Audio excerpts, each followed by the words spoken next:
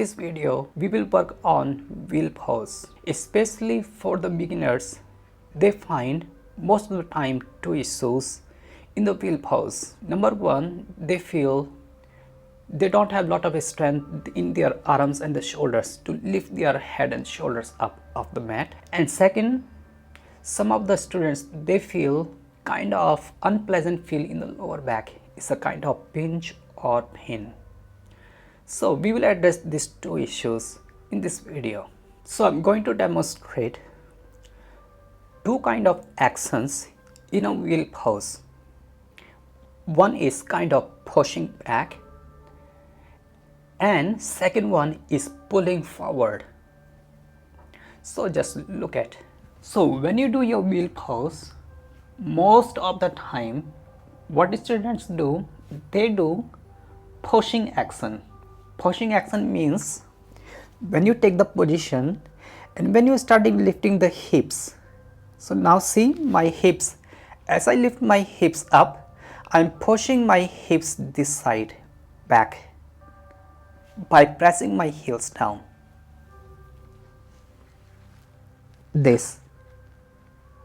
So this is called pushing action.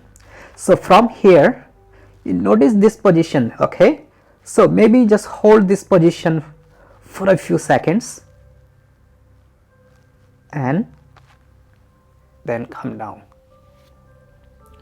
So this time we will go a little more deeper. So in a pushing action, we will push the hips backward and try to lift the head off the mat or come to the top of the head, okay? So pushing action, you're pushing the hips backward and hold this position, and if you can, try to lift little up and then sense how you're feeling in the arms. Is it too heavy? And sense how you're feeling in the lower back as you're pushing your chest back, pushing your hips backward, and then come down. So when you do pushing action, when you're pushing your hips back, just notice how much weight is coming on your arms and how much pressure is coming in the lower back, kind of compression. And of course this is the back bend, so a lot of stretch will come in the front part of the body. Now look at the second one, is called pulling action. So this time think about when you're lifting your hips upward, it's a kind of pulling action. Your hip moving the hips little forward, okay? It's kind of you're pressing your toes down strongly. So take the position and lifting the hips. Now see, the hips is moving forward. It's not actually moving too much forward. It's a kind of pulling action, okay? Instead of pushing, you try to pull the hips forward and then up, come to the top of the head and see how you're feeling here. How are you feeling in your hands? If you can, maybe head slightly up, but keep pressing your big toe down and sense how you're feeling in your lower back and then come down. So now pay attention here. When you're pushing your hips backward, you are shifting a lot of weight on the arms. Your legs are stronger than your arms. Remember this.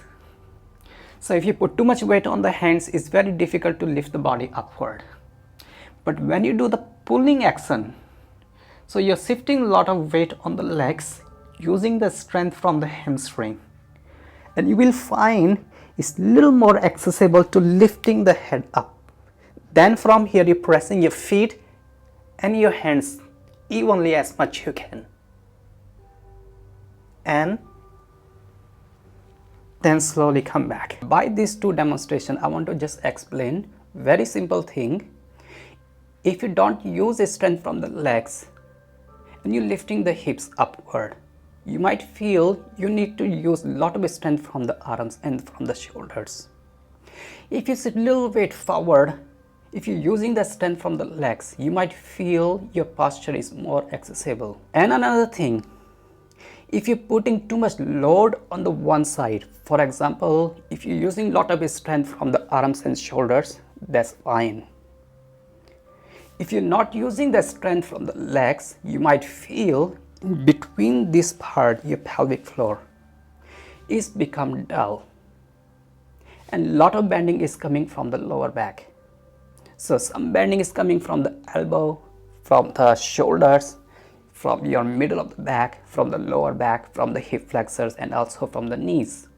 So if you distributed the weight evenly on the all joints, you might feel posture is quite easy to hold, rather than if you're putting too much weight on the shoulders, and you will feel the lot of pressure is coming from the lower back. So when you're pushing the hips forward, you are using the strength from the legs muscles, especially from the hamstring. And glutes is a little more active. It's not too tight, but not too loose that time. So when you distributed the weight evenly in your feet and your palms, your legs, in your shoulders, you will feel much better in your lower back. You might not have that kind of unpleasant feel in your lower back. How much you can lift your body up, that goes person to person, your flexibility level. So try this and just let me know how you feel. Thank you for watching. Namaste.